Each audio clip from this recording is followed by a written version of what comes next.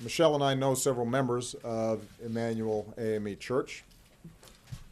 We knew their pastor, Reverend Clementa Pickney, who, along with 8 others, gathered in prayer and fellowship and was murdered last night. And to say our thoughts and prayers are with them and their families and their community doesn't say enough to convey the heartache and the sadness and the anger that we feel. Any death of this sort is a tragedy.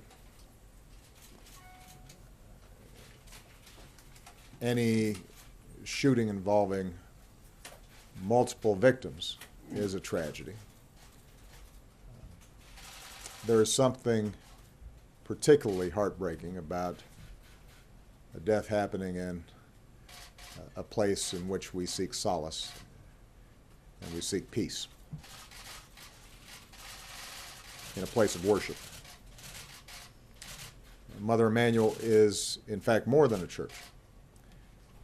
This is a place of worship that was founded by African Americans seeking liberty. This is a church that was burned to the ground because its worshipers worked to end slavery. When there were laws banning all black church gatherings, they conducted services in secret. When there was a nonviolent movement to bring our country closer in line with our highest ideals, some of our brightest leaders spoke and led marches from this church's steps. This is a sacred place in the history of Charleston and in the history of America. The FBI is now on the scene with local police, and more of the Bureau's best are on the way to join them.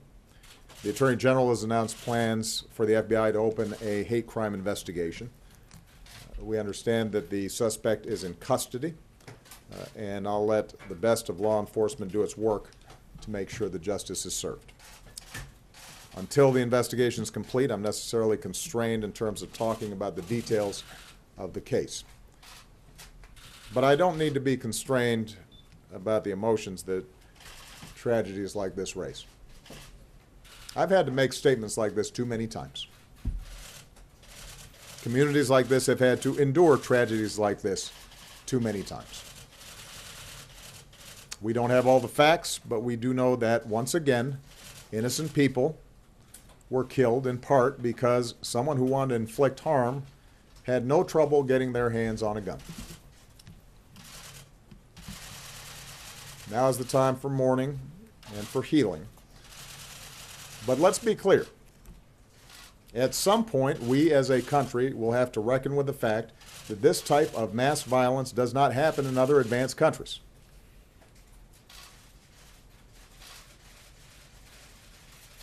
It doesn't happen in other places with this kind of frequency. And it is in our power to do something about it.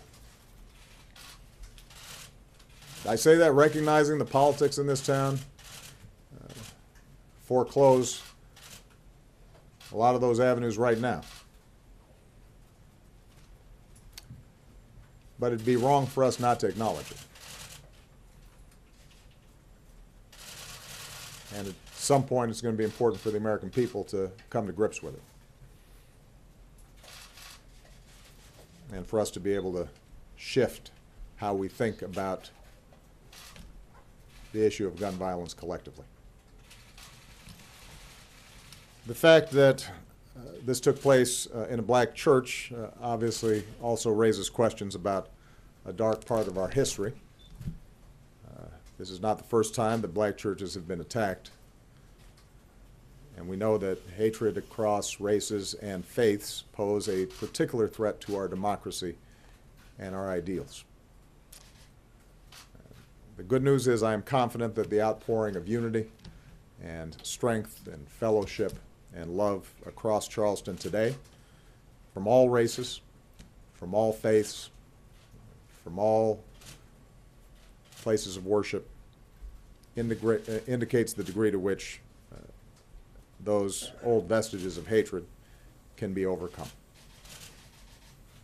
That certainly was Dr. King's hope just over 50 years ago, after 4 little girls were killed in a bombing in a black church in Birmingham, Alabama. He said they lived meaningful lives and they died nobly. They say to each of us, Dr. King said, black and white alike, that we must substitute courage for caution. They say to us that we must be concerned not merely with who murdered them, but about the system, the way of life, the philosophy which produced the murderers. Their death says to us that we must work passionately and unrelentingly for the realization of the American dream.